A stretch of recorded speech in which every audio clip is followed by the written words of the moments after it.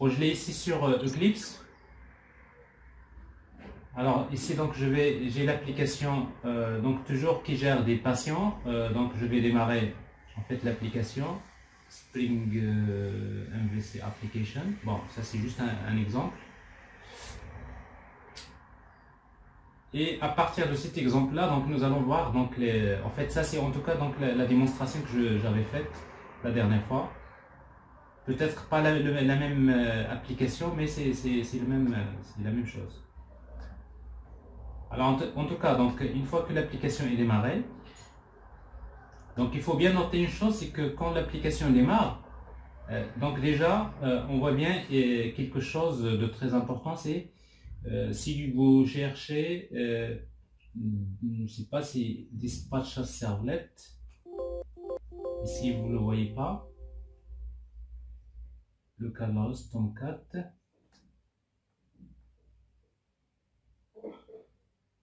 Bon là il nous a pas logué un message particulier en fonction des versions.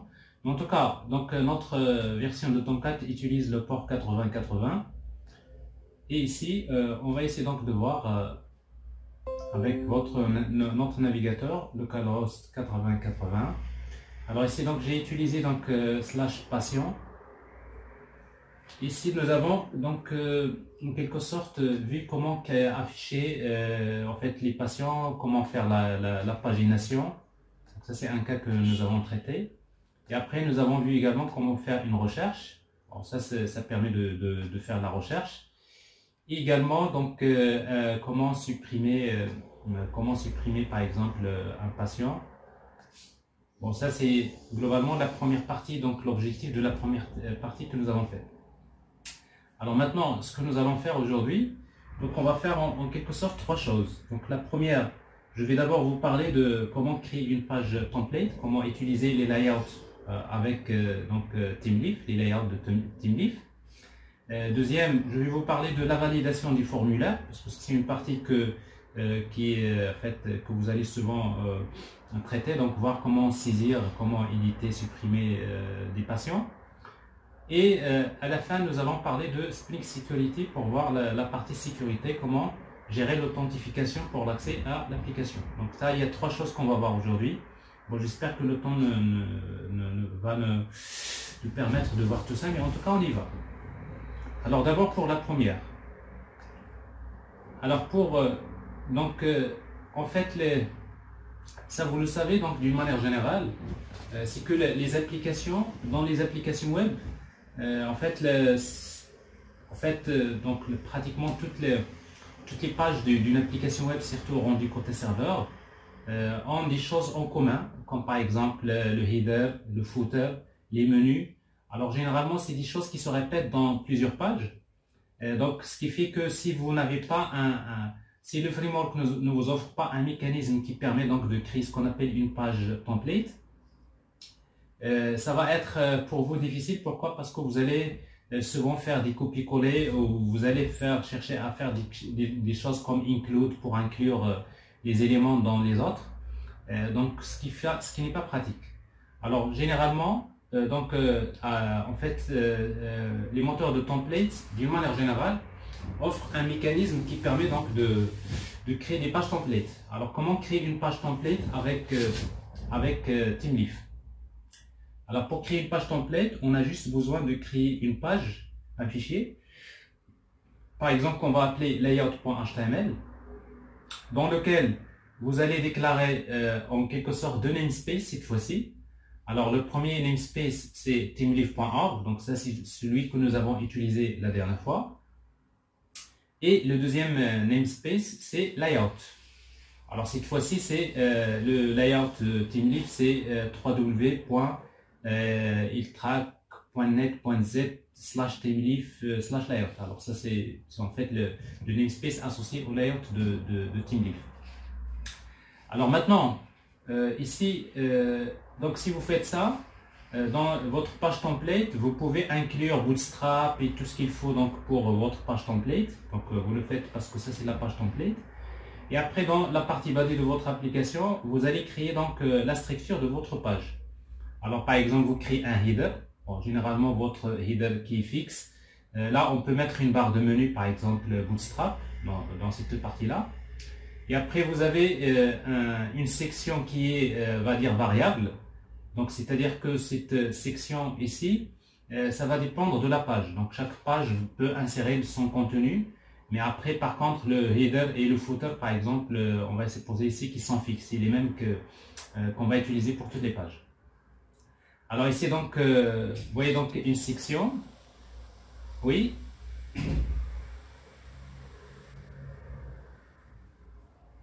Vous désactivez votre microphone, s'il vous plaît. Voilà. Donc ici, pour créer une section, donc vous utilisez donc voilà, vous déclarez soit un div ou une section par exemple comme ça. Section, on utilise l'attribut en fait fragment du namespace layout. Donc je vais créer un fragment qui s'appelle content. Donc ça c'est le nom du fragment. Bon, je peux l'appeler content 1, content 2, bon, peu importe. Et après, par la suite, donc ici, j'ai un footer, par exemple, dans lequel je peux mettre...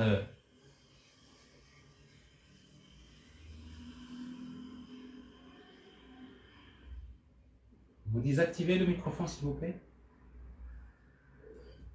Voilà. Alors, et après, donc, vous mettez donc un footer qui est fixe. Donc, vous voyez, donc ça, c'est un exemple d'une page template que vous créez. Après, par la suite, chaque page de votre application, pour qu'une page utilise la page template, bon, il suffit de créer une page, par exemple, une page 1.html. Vous créez une page HTML.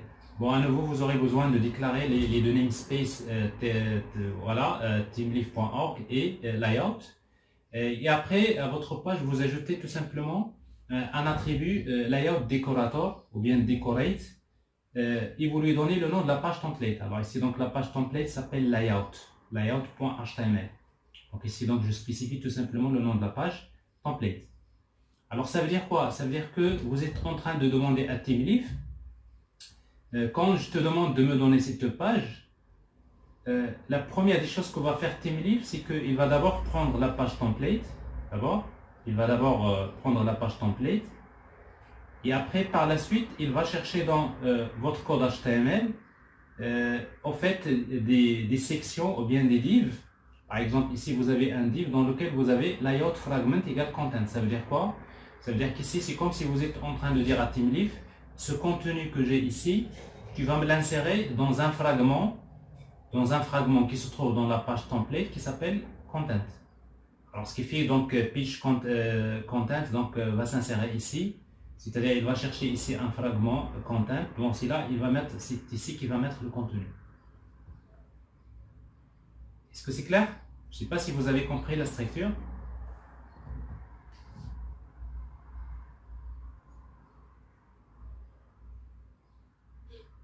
C'est clair? Oui, c'est clair. Très bien. Voilà. Alors maintenant, on va essayer de faire ça pour notre application. Alors pour créer une page, juste ce que je n'ai pas dit, il y a quelque chose d'important. C'est que si vous voulez utiliser donc les layouts, il y a une dépendance que vous allez ajouter dans votre projet. Bon, c'est à partir en fait de Spring Boot 2, donc vous utilisez donc cette dépendance là. Donc c'est net, voilà, TeamLeaf, layout dialect. En fait, je vais prendre cette dépendance, ça c'est important. Il faudrait l'ajouter à votre projet. Parce qu'en fait, le dialecte des layouts, il n'est pas intégré par défaut avec TeamLeaf. Donc, c'est-à-dire, dans TeamLeaf, lui-même, il vous laisse la possibilité d'utiliser d'autres librairies pour gérer tout ce qui est les layouts. Donc, c'est quand même une bonne pratique. Donc, je vais aller vers le fichier POM.xml et je vais ajouter ma dépendance.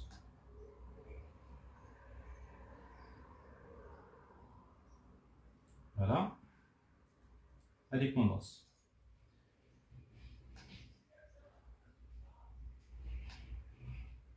Alors ça c'est la dépendance que j'ai ajoutée. Alors une fois que la dépendance est ajoutée, maintenant je vais créer une page template. Alors pour créer une page template, donc ça se passe dans le dossier template, dans lequel je vais créer une page template que je vais appeler template template 1 .html. Qu'est-ce que je suis en train de faire?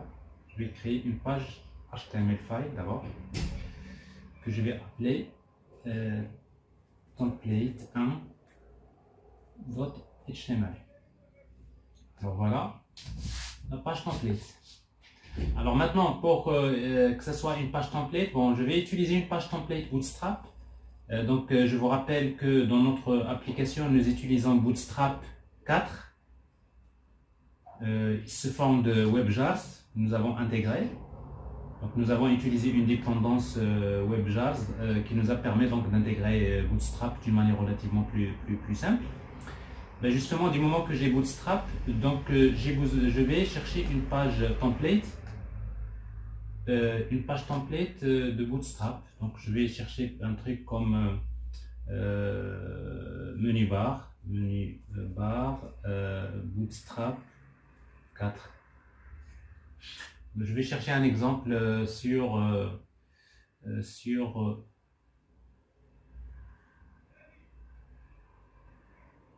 alors ici, voilà, dans W3 Schools par exemple. Alors ici vous trouverez rapidement donc des trucs de Bootstrap. Alors vous voyez donc des petites pages templates très basiques comme ça.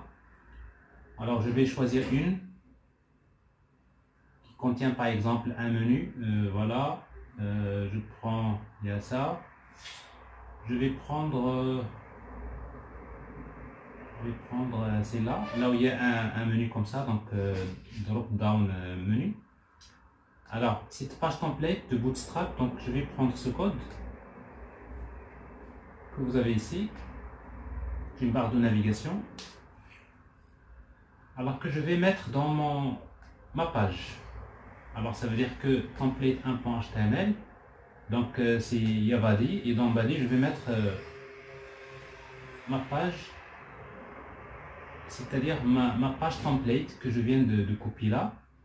Mais sauf que cette page template, pour qu'il puisse fonctionner, alors pour qu'il puisse fonctionner, donc si vous regardez try it yourself, alors vous allez voir en fait cette page template, il a besoin d'abord de Bootstrap, donc ça on l'a déjà, mais également il utilise jQuery. Donc jQuery, donc vous savez, c'est une librairie JavaScript, et également qu'il utilise pour tout ce qui est le menu du Roland, parce que si vous n'utilisez pas jQuery, donc votre menu ne va pas fonctionner. Et également, il utilise une librairie JavaScript qui s'appelle Popper, voilà, min.js. Ça c'est en fait les dépendances dont on aura besoin. Alors ici, donc je vais utiliser jQuery la version 3.4.1 pour garder les mêmes versions. Alors c'est pareil, donc si vous voulez intégrer jQuery dans votre application, vous pouvez utiliser WebJars jQuery Maven Dependency.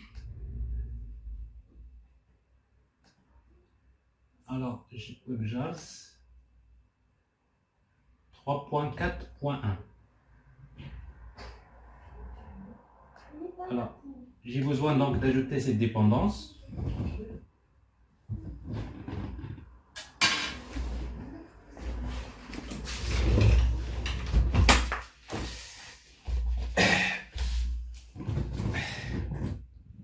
Désolé, je viens de fermer la porte. Alors donc je prends donc cette dépendance et je vais l'ajouter à mon projet. Alors ça se passe dans le fichier .xml ici.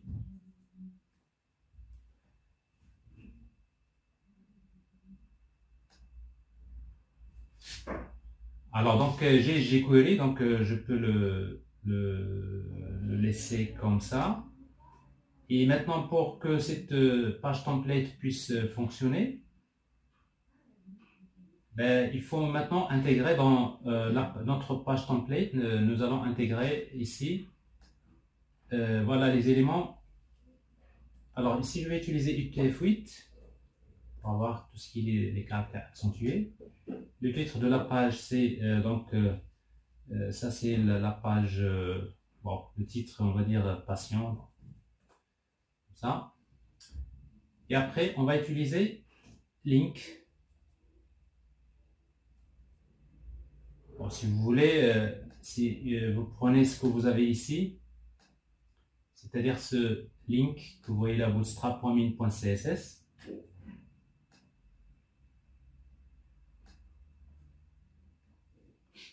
Alors là, ici, bon, vous pouvez le laisser comme ça va marcher également sans. Si vous faites ça, c'est que en fait, il va le chercher directement en se connectant vers ce site. Mais dans notre cas, c'est pas le cas, parce qu'on va utiliser notre c'est-à-dire fichier bootstrap.min.css que nous avons au local. Alors bien sûr, si vous remarquez dans les dépendances de votre projet, vous allez trouver dans les dépendances bootstrap.jar. Il devrait être là. Et là, vous trouverez donc dans les ressources, vous trouverez WebJAS, Bootstrap, c'est 4.1.3, CSS, bootstrap.min.css. Donc ça veut dire que pour nous, on va utiliser donc ce chemin-là. C'est-à-dire ici, je vais utiliser link, rel égale stylesheet, type c'est text/css et href, ça va être c'est /webjaz, ça c'est ce dossier-là, /bootstrap, /4.1.3.1.3 /css /bootstrap.min.css. Bon, ça c'est pour Bootstrap. Alors, ça c'est la première des choses. Deuxième des choses, c'est que j'ai besoin de jQuery. Alors pour jQuery, donc j'ai besoin donc en fait d'inclure deux scripts. Il y a jQuery et bootstrap.min.js. Alors pour cela, donc on le fait directement ici dans le script source. Voilà. Donc script. Alors source. Alors par défaut c'est JavaScript, donc problème. Alors source du fichier. Alors source c'est la même chose. Alors si vous voulez le chemin, donc vous allez retrouver dans les jars de votre projet, vous allez trouver jQuery, meta-inf, ressources WebJAS, jQuery 3.4.1 et vous avez le chemin. Donc /webjas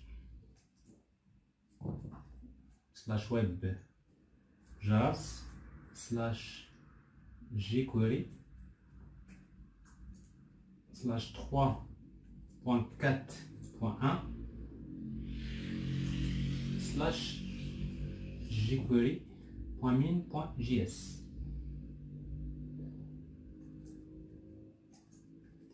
Bon, ça c'est pour jQuery. Mais après, on a besoin également d'un script bootstrap.min.js. Alors, ce bootstrap.min.js, on va le trouver dans ici, bootstrap toujours. Alors, bootstrap, vous avez ici, au lieu de CSS, on va vers JS. C'est-à-dire, on va prendre le même chemin ici, WebJAS, jusque là.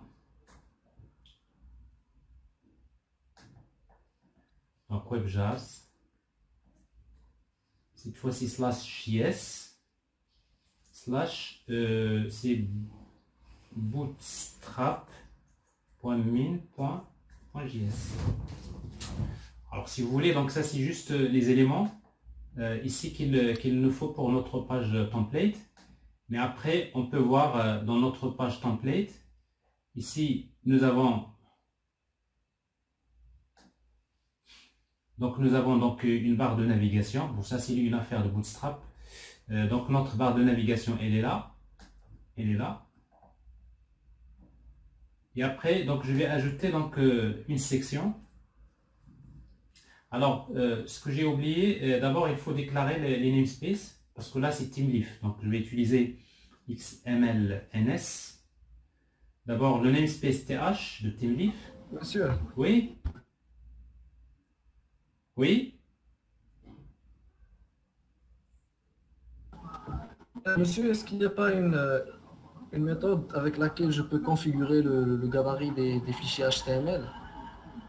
Je veux pas à chaque fois, par exemple, insérer le namespace de TeamLeaf. Je veux configurer automatiquement lorsque je crée une nouvelle template HTML. Je veux que le namespace de TeamLeaf sera intégré automatiquement sur le fichier HTML. Est-ce qu'il y a une possibilité de le faire avec Eclipse? Non, oh, sur Eclipse, si ce que je sais, c'est que sur IntelliJ, il n'y a pas de problème parce que IntelliJ il est généralement plus intelligent que Eclipse dans un certain nombre de choses. Donc il intègre facilement TeamLeaf, même c'est-à-dire l'intelligence de TeamLeaf. Donc c'est des choses que vous pouvez trouver. Alors sur Eclipse, ça dépend des versions. Vous cherchez dans les plugins, vous testez plusieurs plugins de TeamLeaf, etc. et vous trouverez sûrement une solution. Mais ce qui m'intéresse, comme vous le voyez ici, c'est plutôt donc c'est de comprendre cette logique de l'architecture de TeamLeaf. Mais je suis tout à fait d'accord avec vous. En production, vous avez besoin c'est des choses que vous répétez à chaque fois, donc vous voulez que ça soit fait automatiquement. Oui, accélérer mais dans l'état où on est maintenant, notamment vous avez besoin de passer par ces étapes-là pour comprendre un peu la structure de TeamLeaf. D'accord? Oui, monsieur, merci. Alors ça veut dire que pour vous maintenant, alors je vous recommande de chercher des plugins. Il y a plein de plugins, il y a plein de choses que vous pouvez utiliser pour faire plus simple si vous voulez. Mais vous savez, au début, donc pour des raisons pédagogiques, en fait, on ne cherche pas au début de la simplicité, on cherche à comprendre. On est bien d'accord? Oui, monsieur. Ah. Alors après, on va voir quels sont il y a d'autres mécanismes, il y a d'autres choses. De toute façon, on aura l'occasion d'en parler. Alors, si je le répète une deuxième fois. Donc ici, c'est quoi? C'est teamleaf.org. Et le deuxième namespace, c'est XMLNS layout égale, c'est HTTP // alors c'est ultrac comme ça .net.nz je crois /teamleaf /layout. Alors je sais pas si c'est bien ça. C'est comme ça? Vous ne savez pas? Alors c'est www.iltrac.net.nz/teamleaf/layout. Il me manque un 3W ici.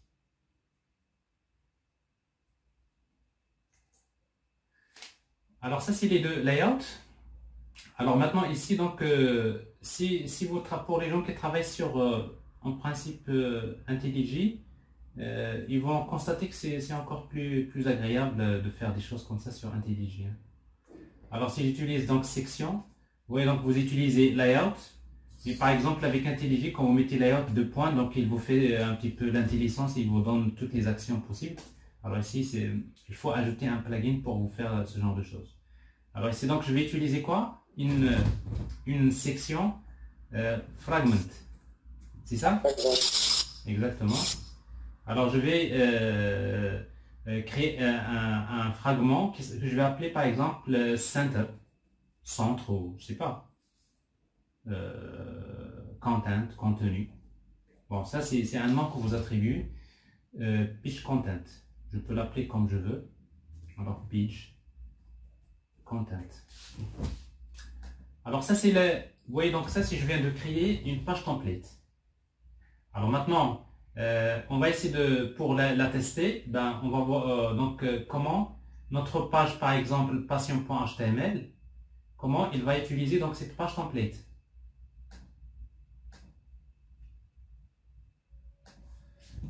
Alors, passion.html.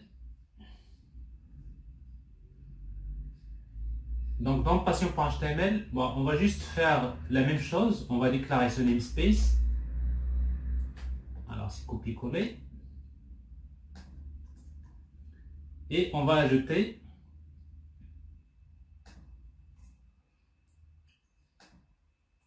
toujours dans le même.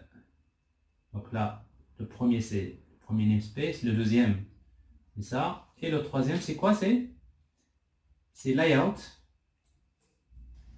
Decoration. Décorateur.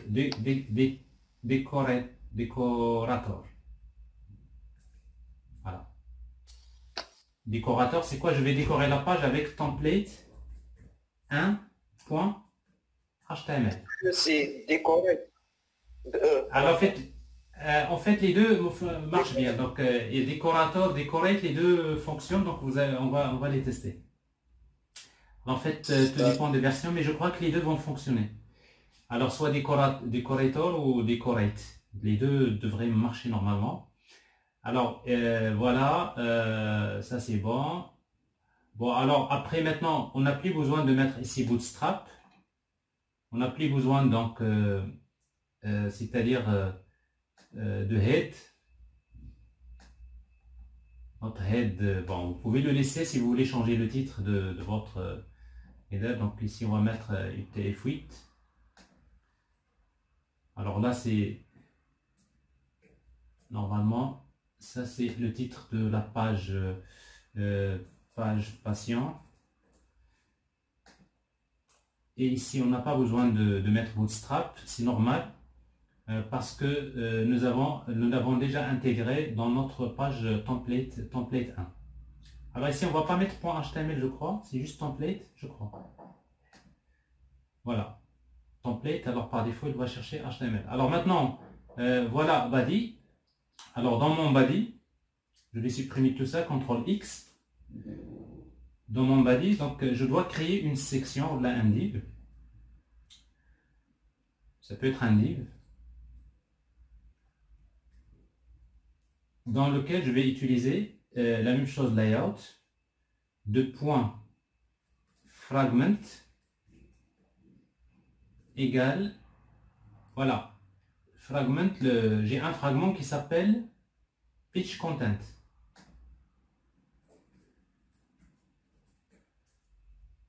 Et c'est ici que je vais coller mon contenu, CTRL V. Donc je reprends mon contenu, donc je le mets à l'intérieur de ça. Et on peut redémarrer l'application et on teste. Alors si tout se passe bien, si on n'a rien raté, donc on devrait voir notre page que nous avons ici. Donc toujours je vais appeler patient / patient.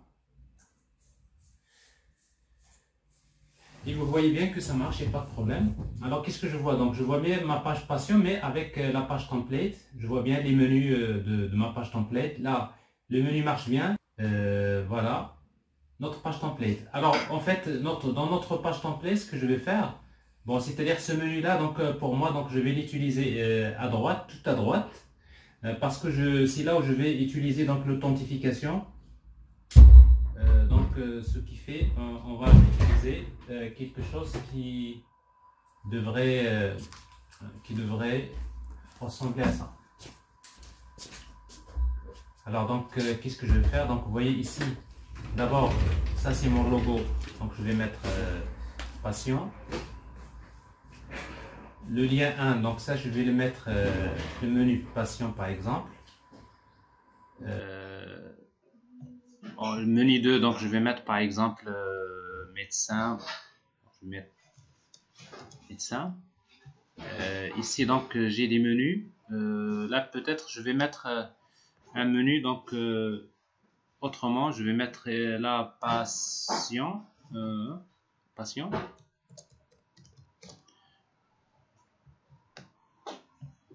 Là je vais mettre ajouter. Chercher.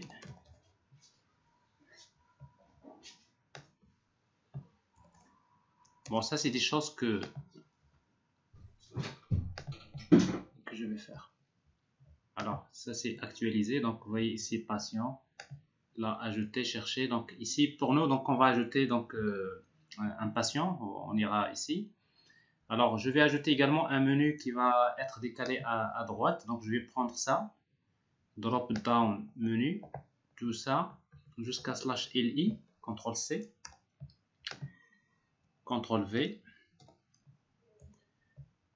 Ici, je vais mettre le nom de l'utilisateur. Ça, on verra après pas comment on va le faire. Ça, c'est username, c'est-à-dire l'utilisateur authentifié. Là, on va mettre le login.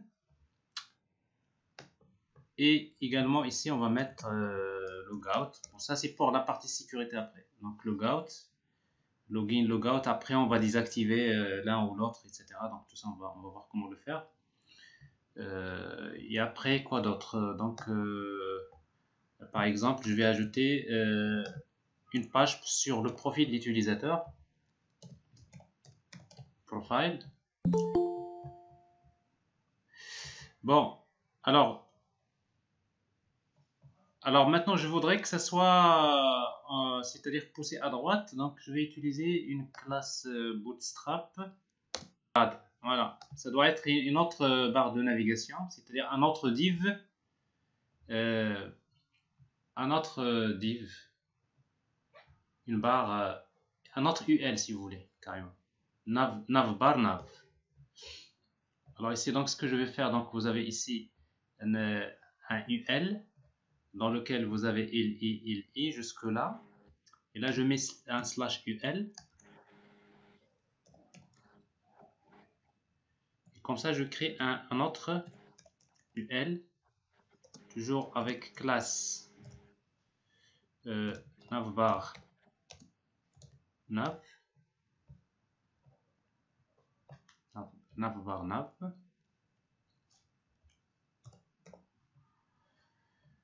Et le li, je vais utiliser donc polarize et floater right. C'est plutôt la barre qui doit faire pour laquelle on va faire un float right, non?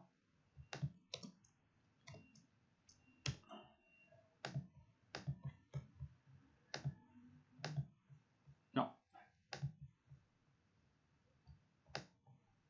Alors j'utilise ml auto.